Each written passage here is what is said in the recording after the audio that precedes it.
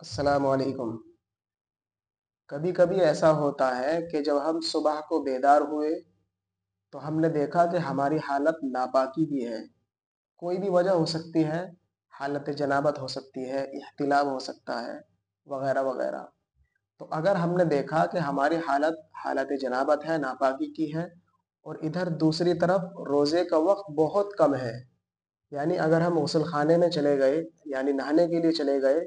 تو ممکن ہے کہ تب تک ہم نہا کر آئیں گے تو یا تو روزے کا وقت ہی چلا جائے گا،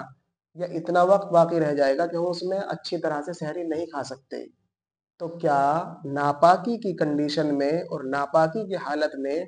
ہم سحری کھا سکتے ہیں یا نہیں؟ یعنی سحری کھا کر بعد میں ہم غسل کر سکتے ہیں یا نہیں؟ تو اس کا جواب یہ ہے کہ اگر ایسی کنڈیشن ہو، وقت تنگ ہو، یا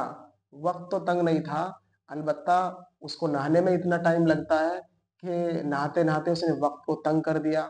تو اس طرح کی شکلوں میں اور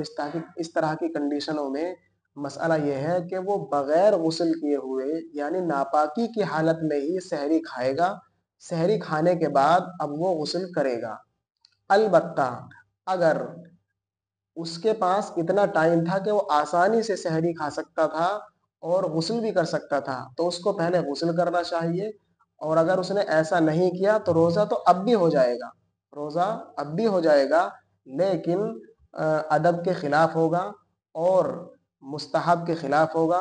اور ایسا کرنا مکروہ تنزیہ ہوگا۔ اس لیے بہتر یہ ہے کہ اگر وقت ہو تو پھر غسل کر کے اور پاکی کی حالت میں سحری کھائے جائے، اور اگر وقت نہیں ہے تو پھر بغیر کسی کراہت کے اور بغیر کسی بے ادبی کے اسی طرح یعنی ناپاکی کی حالت میں سحری کھانا اور روزہ رکھنا جائز ہے، اس میں کوئی قباحت نہیں ہے۔